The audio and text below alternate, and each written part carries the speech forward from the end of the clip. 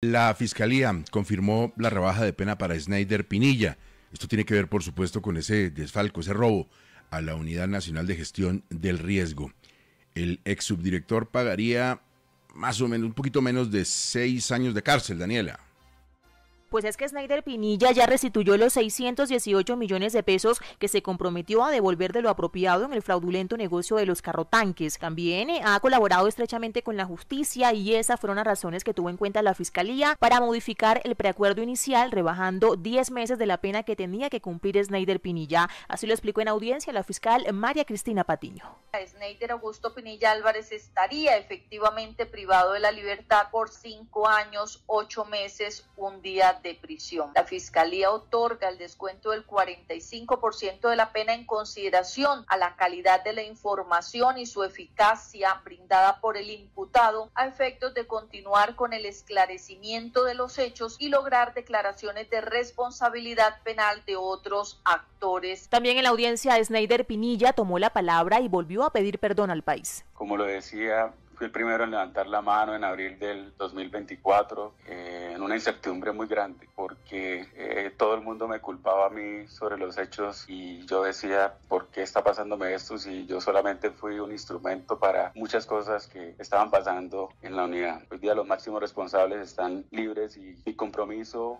va a ser siempre con la verdad. Ser testigo principal no es nada fácil. Pues ojo a esta fecha, el próximo 4 de abril el juzgado 10º penal especializado de Bogotá va a continuar con la audiencia en la que definirá si avala o niega esta negociación.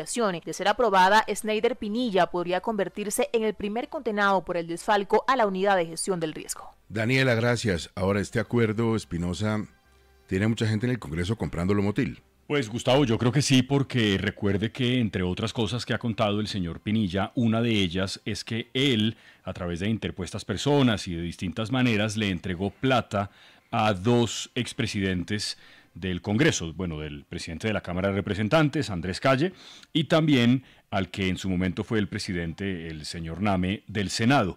Ellos dicen que eso es cierto y que el señor Pinilla no está diciendo la verdad. Sobre eso hay unas discusiones sobre la geolocalización del teléfono del señor Pinilla que hemos contado acá. Él dice que las tiene, pero también la defensa de los 2 presidentes del Congreso dicen que eso no es cierto. En definitiva, Gustavo, esto lo que quiere decir, si le han dado un descuento de la pena de 40%, es que inicialmente, Gustavo, el señor está hablando con una cierta credibilidad que ya están acreditando, no solamente en la Fiscalía, sino también el juez que está aprobando este preacuerdo, de manera que yo creo que este descuento de pena para muchos de los que ha mencionado el señor Pinilla es una mala noticia. Ahora, no sé si salga de este asunto solo con carrotanques, Diana Saray, porque ahí robaron por todo lado.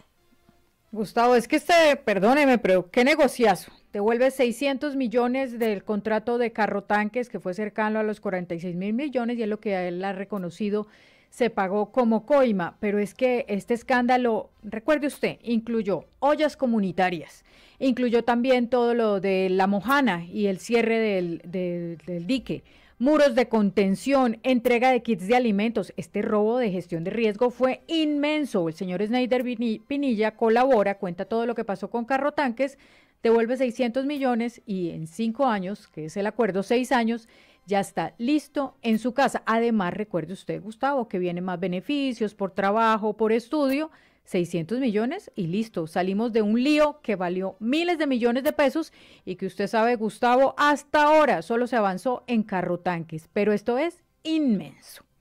Ahora, hay un punto fundamental en todo esto, Gustavo, Jorge y Diana, y es el siguiente. Si esto involucra tan gravemente, como presuntamente se dice, a los expresidentes del Senado y de la Cámara de Representantes, pues esto es porque tuvo que existir o tendría que haber existido una premisa para ese convencimiento. ¿Qué habrían en principio dado estas personas como congresistas? Votos, impulso a los proyectos. ¿Y a los proyectos de quién? Del gobierno nacional.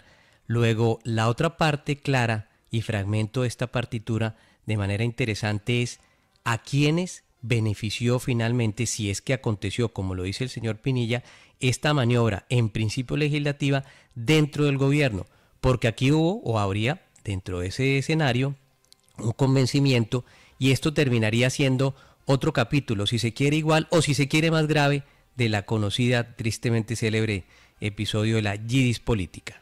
6 de la mañana, 56 minutos. Sigamos hablando de grandes platas y de gobierno, pero en un escenario totalmente diferente y positivo.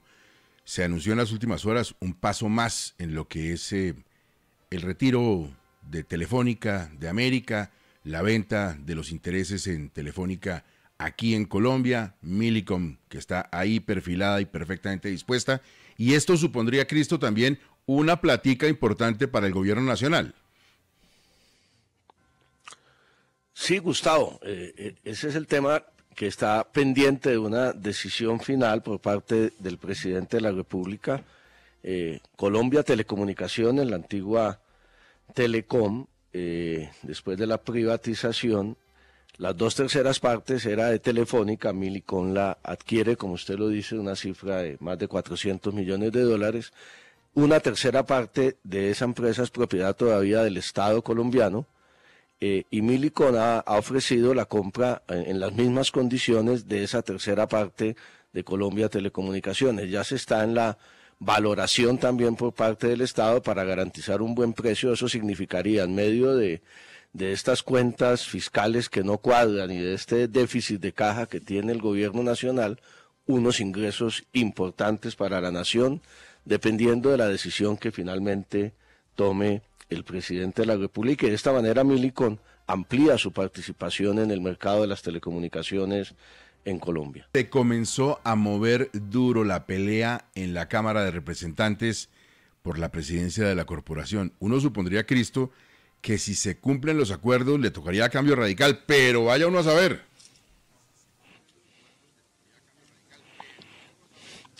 Sí, parece que ahí hay cambios. Ahora que hay ese movimiento en el Senado y que todas las miradas de los analistas y observadores de la política se centran en el Senado y en la Comisión Séptima del Senado, hay movimientos muy fuertes en la Cámara de Representantes. Según los acuerdos que se hicieron al comienzo, en el 2022, al comienzo del gobierno del presidente Petro, este año le correspondería la presidencia del Senado al Partido Liberal. Parece que allí hasta el momento no hay ningún movimiento extraño, pero en la Cámara el Partido Cambio Radical había tenido el cuarto año, o tiene el cuarto año, para que un integrante de la bancada de Cambio sea el presidente de la Cámara. El argumento con el cual se está cambiando esta posición es que en ese momento Cambio Radical era partido independiente, ahora es un partido de oposición y entonces los acuerdos se dañarían y hay dos partidos que se están disputando cabeza a cabeza el favor de la Cámara para asumir la presidencia a partir del 20 de julio.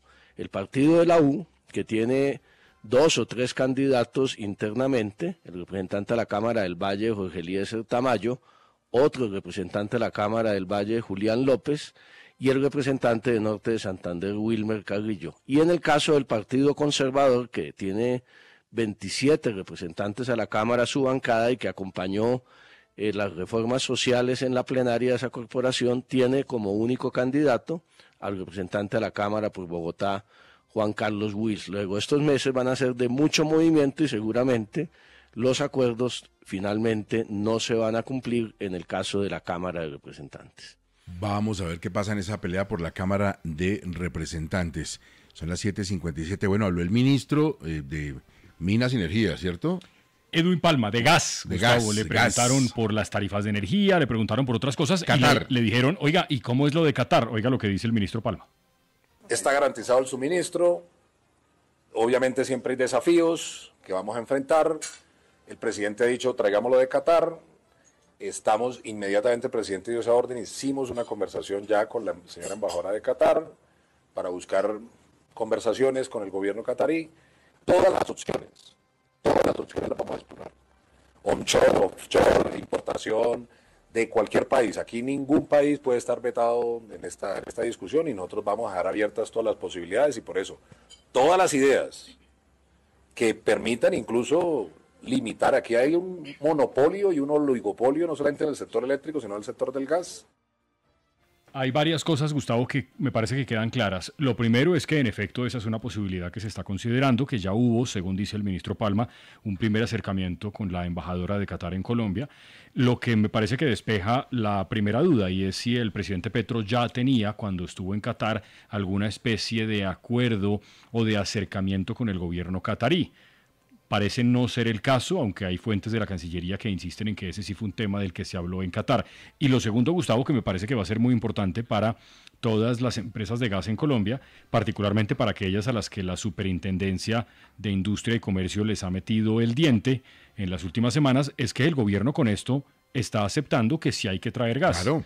Porque si la importación se tiene que hacer desde Qatar o desde algún otro país, quiere decir que en efecto hay un problema de oferta y de demanda. Siempre se ha traído, ahora tendrán que traer mucho más. Claro, siempre se ha traído para alimentar las termoeléctricas, pero ahora la demanda de los hogares, de las empresas, también va a necesitar un porcentaje de gases. Es un problema que en parte este gobierno heredó. Pero el hecho de que lo esté reconociendo el ministro creo que también es un punto a favor de la discusión de quienes dicen, sí, gas necesitamos y hay que traerlo de alguna parte. Bueno, Cristo, aunque usted está hoy lejísimos por allá en Qatar, le mando un dato. Cambio Radical me confirma que suscribió un acuerdo de mesas directivas, estamos hablando del escenario del Congreso, pero no de coalición de gobierno, que eso quede clarísimo para las discusiones, entre otras de la directiva de la Cámara de Representantes. Claro, Gustavo, pero no era partido de oposición, sino primero se declaró partido independiente. Y tienes razón, los acuerdos eran entre los partidos, pero allí no se incluyó, por ejemplo, el Centro Democrático, que era el único partido de oposición al comenzar este gobierno. Usted recordará que los demás o se declararon partidos de gobierno o partidos independientes.